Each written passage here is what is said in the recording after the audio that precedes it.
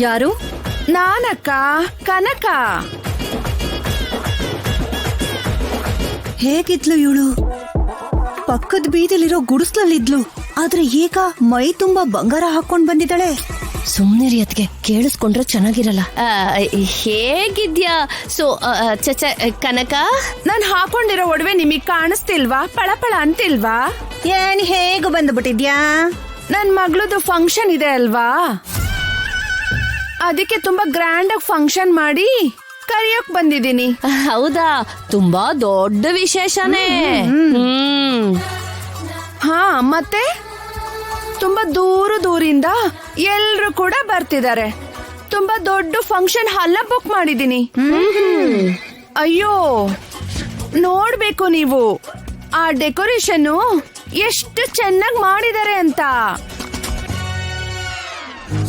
ತಿನ್ನೋದಿಕ್ಕೆ variety variety ಅಡಿಗೆ ಕೂಡ ಮಾಡ್ಸಿದೀವಿ. ಕೊನೆಗೆ ತಾಂಬೂಲ ಇಲ್ವಾ? ಮತ್ತೆ ಅದಿಲ್ದೆ ಇರುತ್ತಾ? ಅದು ಕೂಡ ಇದೆ. ಊರಿನ ತುಂಬಾ ಸಾಲ ಮಾಡಿ ಅನ್ನಬಾರ್ದು ಮಾತುಗಳನ್ನ ಅನ್ನಿಸ್ಕೊಂಡಿದ್ ವಿಷಯ ಮರ್ತ್ ಹೋಗಿದ್ದಾಳೆ ಅನ್ಸತ್ತೆ. ಏನ್ ಮಾತಾಡ್ತಿದ್ದೀರಾ ಅಕ್ಕ? ಅದೇ ಅಡಿಗೆ ಯಾರ್ ಮಾಡ್ತಾರೆ ಅಂತ. ಯಾರ್ ಮಾಡ್ತಾರೆ ಅಂದ್ರೆ ಒಂದೇ ತರ ಬಟ್ಟೆ ಹಾಕೊಂಡು ಬಡಿಸ್ತಾರಲ್ವಾ, ಅವ್ರಿಗೇನಂತಾರೆ? ಕ್ಯಾಟ್ರಿಂಗ್ ಅವರು. ಅವರಿಗೆ ಕೊಟ್ಟಿರೋದು. ಕೊಟ್ಟಿದ್ದೀರಾ? ಹಾ, ಮತ್ತೆ ಬನ್ನಿ ಅದ್ಕೆ. ಚೆನ್ನಾಗಿದ್ದೀರಾ? ಚೆನ್ನಾಗಿದ್ದೀನಿ ಕನಕ. ಎಷ್ಟು ಬದಲಾಗ್ಬಿಟ್ಟಿದ್ಯಾ ನೀನು? ಬದ್ಲಾಗ್ದೆ ಹಾಗೆ ಇರ್ತೀವಿ ಅಂತ ಅಂದ್ರೆ ಏನ್ ಚೆನ್ನಾಗಿರುತ್ತೆ ಅದ್ಕೆ. ಬಂದ್ ವಿಷಯ ಏನು? ನಮ್ ಮನೆಯಲ್ಲಿ ತುಂಬಾ ದೊಡ್ಡ ಫಂಕ್ಷನ್ ಮಾಡ್ತಿದೀವಿ ಅದ್ಕೆ. ಹೌದಾ? ತುಂಬಾ ಸಂತೋಷ. ಸಂತೋಷ ಅಂದ್ರೆ ಸಾಕಾಗಲ್ಲ, ನೀವು ನಮ್ ಮನೆಗ್ ಬಂದು ಆಶೀರ್ವಾದ ಮಾಡ್ಬೇಕು. ಖಂಡಿತವಾಗ್ಲೂ ಬರ್ತೀವಿ. ನಮ್ ಮಕ್ಳಿಗೆ ಆಶೀರ್ವಾದ ಮಾಡ್ಬೇಕು, ಒಳ್ಳೇದಾಗ್ಲಿ ಅಂತ. ನೀವು ಬಂದ್ ಆಶೀರ್ವಾದ ಮಾಡಿದ್ರೆ ನನ್ ಮಕ್ಕಳಂತೂ ಮಹಾರಾಜನ್ ತರ ಬದುಕ್ತಾರೆ. ನನ್ನ ಮಗನ್ಗೂ ಆಶೀರ್ವಾದ ಮಾಡಿದ್ರು. ಏನಾಯ್ತು? ನಮ್ಮ ಯಜಮಾನ್ರು ಬಂದ್ಮೇಲೆ ಅವ್ರಿಗೂ ನಾನು ಈ ವಿಷಯ ಹೇಳ್ತೀನಿ. ಇಬ್ರು ಒಟ್ಟಿಗೆ ಸೇರಿ ಬರ್ತೀವಿ, ಆಗ್ಬೋದಾ? ಆಗ್ಲೇ ಅದ್ಕೆ ಕುಂಕುಮ ಇಡ್ತೀನಿ.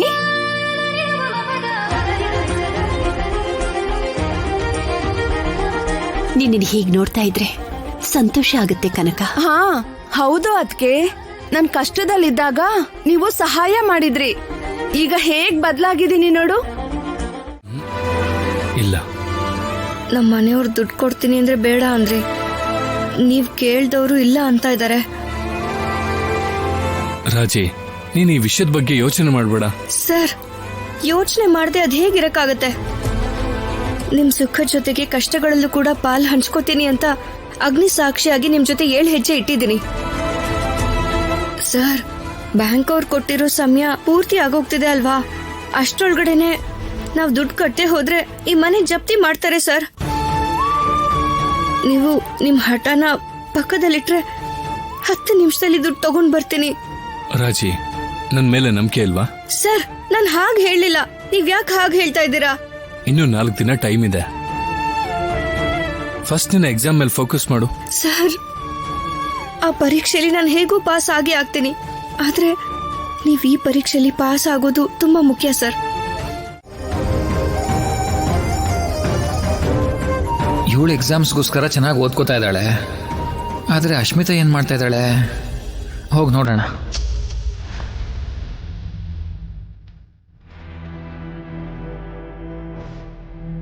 ಅಲ್ಲಿ ರಾಜಲಕ್ಷ್ಮಿ ಓದ್ತಾ ಇದ್ರೆ ಇವಳು ಇಲ್ಲಿ ಮಲ್ಕೊಂಡಿದ್ದಾಳೆ.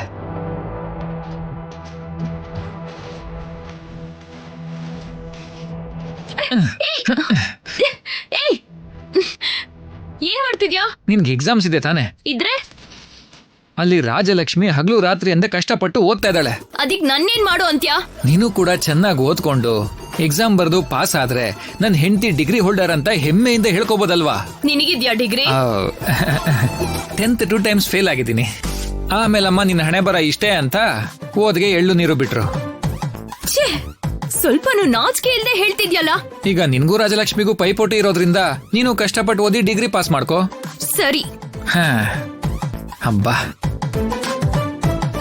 ಪರವಾಗಿಲ್ಲ, ನನ್ನ ಮಾತನ್ನು ಕೇಳ್ತಾಳೆ.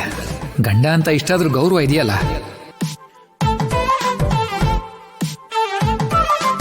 ಬಾ. ಈಗ್ಲೇ ಬೇಡ, ಇನ್ನೊಂದ್ ಸ್ವಲ್ಪ ಹೊತ್ತು ಹೋಗ್ಲಿ.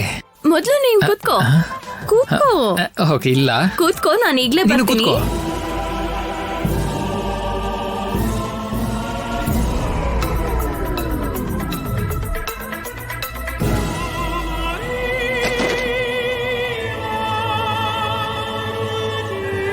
ನನ್ ಮುಂದೆ ಯಾಕೆ ಹಾಕ್ತಿದ್ಯಾ? ಓದು. ನಾನು ಓದಿದ್ರೆ ನೀನ್ ಹೇಗ್ ಪಾಸ್ ಆಗ್ತೀಯಾ? ಅದು ಓದೋದಿಕ್ಕಲ್ಲ, ಚೀಟಿಗಳನ್ನ ಪ್ರಿಪೇರ್ ಮಾಡಕ್ಕೆ. ಚೀಟಿನ? ನಾನಾ? ಈಗ ನಾವು ಕಳ್ಳ ಪೊಲೀಸ್ ಆಟ ಆಡ್ಬೇಕಾ? ಆ ಚೀಟಿಗಳಲ್ಲ, ಎಕ್ಸಾಮ್ಗೆ ಚೀಟಿ ಮಾಡು ಅಂತ ಹೇಳ್ತಿದ್ದೀನಿ. ನಾಳೆ ನಾನು ಎಕ್ಸಾಮ್ ಬರೆಯುವಾಗ ರೂಮ್ ಕಿಟಕಿ ಹತ್ರ ಬಂದು ನೀನು ಚೀಟಿಗಳನ್ನ ಕೊಡ್ಬೇಕು. ಏ, ಅಲ್ಲಿ ಸೆಕ್ಯೂರಿಟಿ ಇರ್ತಾರೆ. ಅರೆಸ್ಟ್ ಆಗೋದು, ಜೈಲ್ಗೆ ಹೋಗೋದು ನಿನ್ಗೇನ್ ಹೊಸ್ದಾ? ಅಯ್ಯೋ ಅಶ್ಮಿತಾ, ನನ್ ಬಗ್ಗೆ ತಿಳ್ಕೊಂಡ್ ನನ್ನೇ ಆಟ ಆಡಿಸ್ತೀಯಾ? ಹರಿ. ನಿದ್ದೆ ಮಾಡ್ತಿದ್ದವಳನ್ನ ಎಬ್ಸಿ ನನ್ ತಲೆ ಮೇಲೆ ಚಪ್ಪಡಿ ಕಲ್ಲು ಹೇಳ್ಕೊಂಡೆ. ಕೇಳಿಸ್ತಾ ಇದೆ.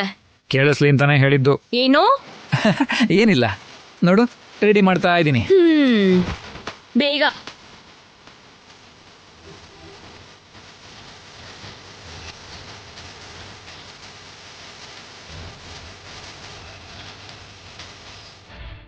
ಸಾಕಾ? ಹಾ, ಇನ್ ಸ್ವಲ್ಪ ಚಿಕ್ಕದು. ಕಾಪಿ ಹೊಡೋದ್ರಲ್ಲೂ ಪರ್ಫೆಕ್ಷನ್.